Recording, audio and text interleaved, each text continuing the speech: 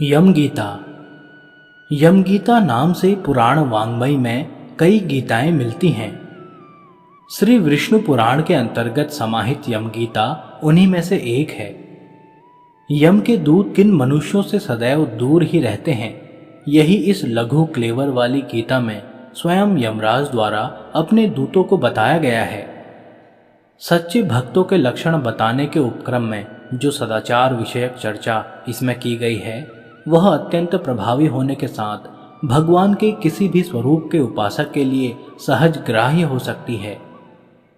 वस्तुतः एक सनातन ब्रह्म ही विभिन्न रूपों में अभिव्यक्त है।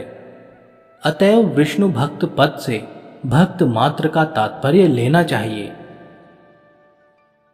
श्री मैत्रेय जी बोले, हे गुरु, मैंने जो कुछ पूछा था वह सब आपने यथावत वर्णन किया। अब मैं एक बात और सुनना चाहता हूं, वह आप मुझसे कहिए।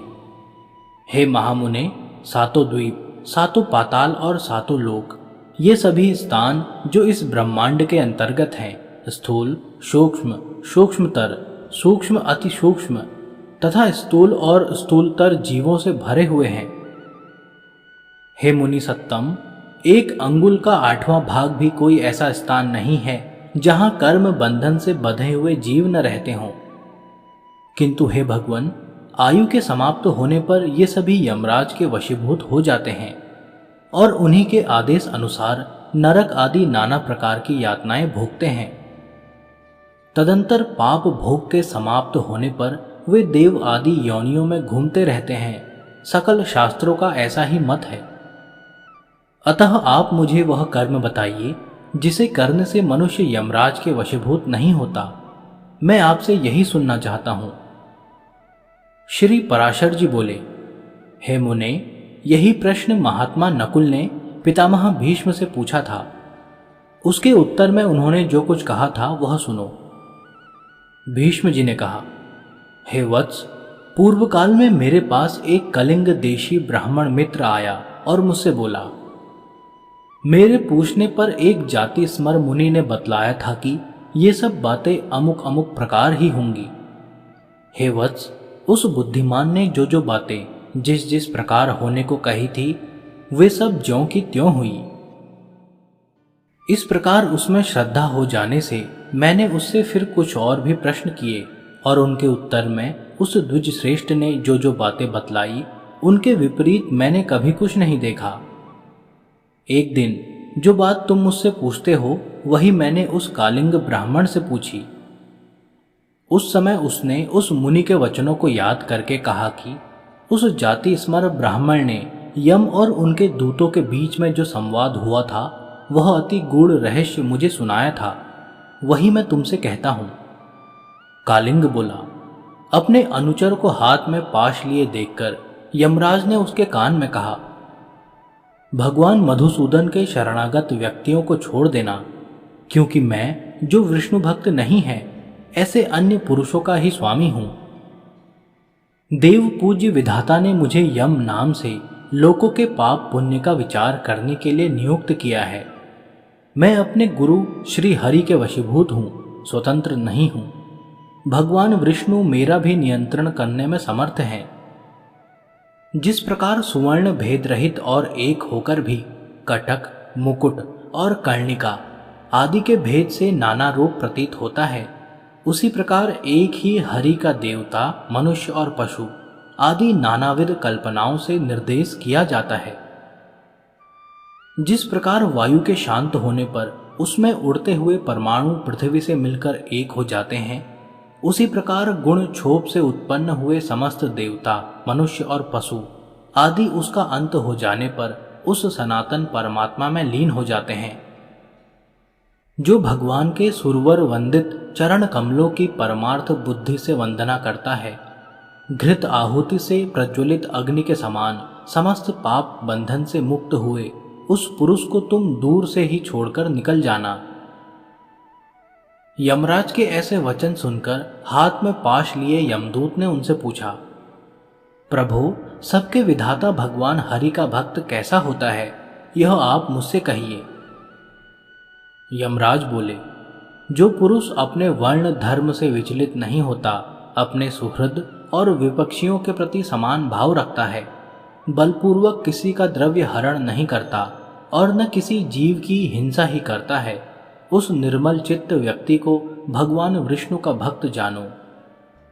जिस निर्मल मति का चित्त कली कल्मश रूप मल से मलिन नहीं हुआ और जिसने अपने हृदय में सर्वदा श्री जनार्दन को बसाया हुआ है, उस मनुष्य को भगवान का अतीव भक्त समझो। जो एकांत में पड़े हुए दूसरे के सोने को देखकर भी उसे अपनी बुद्धि द्वारा तृण के समान समझता है और निरंतर भगवान का अनन्य भाव से चिंतन करता है, उस नर श्रेष्ठ को विष्णु का भक्त जानो। कहाँ तो स्फटिक गिरी शिला के समान अति निर्मल भगवान विष्णु और कहाँ मनुष्यों के चित्त में रहने वाले राग द्वेष आदि दोष। इन दोनों का संयोग किसी प्रकार नहीं हो सकता।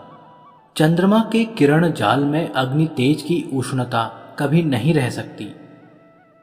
जो व्यक्ति निर्मल चित्त, मात्सर्य रहित, प्रशांत, शुद्ध चरित्र, समस्त जीवों का सुहृद, प्रिय और हितवादी तथा अभिमान एवं माया से रहित होता है, उसके हृदय में भगवान वासुदेव सर्वदा विराजमान रहते हैं। उन सनातन भगवान के हृदय में विराजमान होने पर पुरुष इस जगत के लिए शांत स्वरूप हो जाता है। जिस प्रकार नवीन शाल वृक्ष अपने सौंदर्य से ही भीतर भरे हुए अति सुंदर पार्थिव रस को बतला देता है। हे दूत, यम और नियम के द्वारा जिनकी पाप राशि दूर हो गई है, जिनका हृदय निरंतर श्री अच्युत में ही आसक्त रहता है तथा जिनमें गर्भ, अभिमान और मात्सर्य का लेस भी नहीं रहा है, उन मनुष्यों को तुम दूर से ही त्याग देना। यदि खड्ग, शंख और गदाधारी अव्ययी आत्मा भगवान हरि हृदय में विराजमान हैं, तो उन पाप नाशक भगवान के द्वारा उसके सभी पाप नष्ट हो जाते हैं। सूर्य के रहते हुए भला अंधकार कैसे ठहर सकता है? जो पुरुष दूसरों का धन हरण करता है, जीवों की हिंसा करता है तथा मिथ्या और कटु भाषण करता है, उस अशुभ कर्म में उन्मत्त दुष्ट बुद्धि के हृदय में भगवान अनंत नहीं टिक सकते। जो कुमति दूसरों के वैभव को नहीं देख सकता, जो दूसरों की निंदा करता है, साधुजनों का अपकार करता है तथा संपन्न होकर भी न तो श्री भगवान विष्णु की पूजा ही करता है और न उनके भक्तों को दान ही देता है, उस अधम के हृदय में श्री जनार्दन का निवास कभी नहीं हो सकता। जो दुष्ट बुद्धि अपने परम सुहृद, बंधु बांधव, स्त्री, पुत्र, कन्या, माता, पिता तथा भृत्य वर्ग के प्रति अर्थ तृष्णा प्रकट करता है, उस पापाचारी को भगवान का भक्त मत समझो। जो दुर्बुद्धि पुरुष असत कर्मों में लगा रहता है, नीच पुरुषों के आचार और उन्हीं के संग में उन्मत्त रहता है तथा नित्य प्रति पापमय कर्म बंधन से ही बंधता जाता है, वह मनुष्य रूप पशु ही है। वह भगवान वासुदेव का भक्त नहीं हो सकता। यह सकल प्रपंच और मैं एक परम पुरुष परमेश्वर वासुदेव ही हैं। हृदय में भगवान अनंत के स्थित होने से जिनकी ऐसी स्थिर बुद्धि हो गई है, उन्हें तुम दूर ही से छोड़कर चले जाना। हे कमल नयन, हे वासुदेव, हे विष्णु, हे धरणीधर, हे अच्युत, हे शंख चक्र पाणे, आप हमें शरण दीजिए। जो लोग इस प्रकार पुकारते हों, उन निष्पाप व्यक्तियों को तुम दूर से ही त्याग देना।